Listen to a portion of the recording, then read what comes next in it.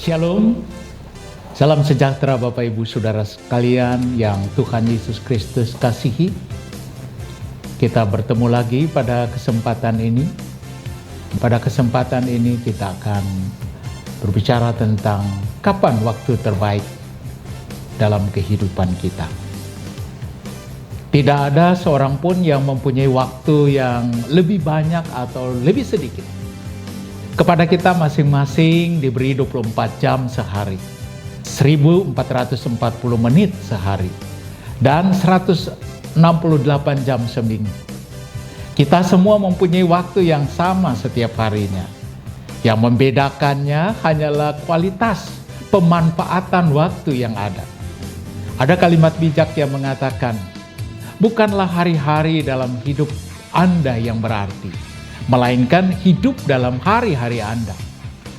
Salah satu penyakit yang membuat kita gagal dalam mempergunakan waktu adalah kebiasaan menunda-nunda untuk mempercayakan hidup kita kepada Tuhan dan melakukan kehendaknya melalui keluarga, pelayanan, dan pekerjaan kita.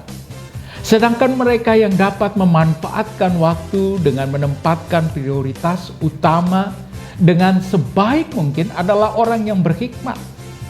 Semasa hidupnya, Leo Tolstoy, sastrawan terbesar Rusia, ahli filsafat moral, dan salah satu novelis terkenal dunia, mempunyai pertanyaan yang masih sangat populer hingga sekarang ini.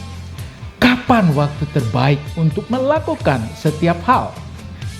Jawaban ringkas dari Tolstoy apa, Bapak Ibu? Dia mengatakan, ingatlah bahwa hanya ada satu waktu yang penting dan waktu itu adalah saat ini. Saat ini merupakan satu-satunya waktu yang dapat kita kendalikan. Waktu sekarang ini adalah waktu yang sangat berharga. Waktu yang lewat tidak dapat kita koreksi. Sedangkan masa yang akan datang masih ada di depan kita. Dan kita belum memasukinya. Waktu sekarang inilah yang penting. Penting untuk belajar dari kesalahan. Dan penting untuk melakukan apa yang seharusnya kita lakukan.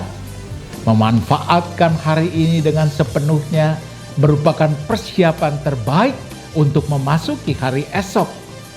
Gali, kembangkan, dan manfaatkan setiap potensi, kemampuan, kekuatan, atau keahlian yang Tuhan berikan kepada kita. Baik yang terkait di dalam keluarga, di dalam pelayanan, maupun di dalam membangun karir kita atau usaha kita. Itulah tugas dan tanggung jawab kita, selebihnya akan disempurnakan oleh Tuhan, pemilik dan penguasa sang waktu. Ada seorang penulis yang sedang memperhatikan apapun yang dikerjakan oleh orang-orang di sekitarnya.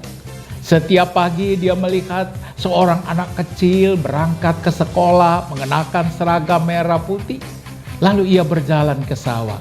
Dilihatnya seorang petani sedang membajak sawahnya sebelum menanaminya dengan bibit padi. Dia juga melihat ada seorang wanita yang rajin berjualan kue yang dijajakan dari pintu ke pintu. Puluhan tahun telah berlalu. Ia lalui dengan pengamatan yang sama terhadap seorang anak kecil, seorang petani dan seorang penjual kue tadi. Ada yang berbeda sekarang. Ada yang berbeda dari mereka. Seorang anak kecil yang dulunya berseragam merah putih, kini telah menjadi seorang pengusaha. Seorang petani masih sama dengan pekerjaannya, yaitu menanam padi dan menuai beras.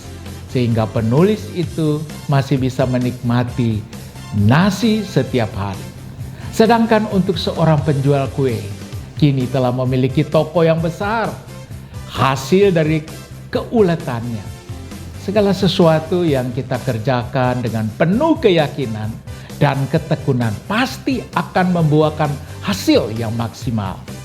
Karena itu, jangan sia-siakan waktu yang kita miliki.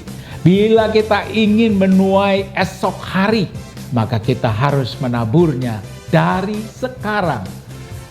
Hati si pemalas penuh keinginan, tetapi sia-sia. Sedangkan hati orang rajin, diberi kelimpahan. Amsal 13 ayat 4. Kita harus bersyukur kepada Tuhan karena semua yang Dia berikan kepada kita, khususnya waktu. Berapa lama berlangsungnya waktu, kita tidak tahu. Hanya Tuhan yang tahu. Yang penting bagaimana kita menggunakan waktu sebijaksana mungkin, sehingga hidup dan kehidupan kita bermakna bagi sesama, bagi gereja, serta memuliakan Tuhan. Oleh sebab itu, sangat baik apabila kita berkata seperti pemazmur, ajarlah kami menghitung hari-hari kami sedemikian rupa, sehingga kami mempunyai hati yang bijaksana. Mazmur 90 ayat 12. Bijaksana berarti mau belajar dari masa lalu dan tidak ingin melewatkan waktu sedetik pun dengan hal-hal yang tidak bermanfaat.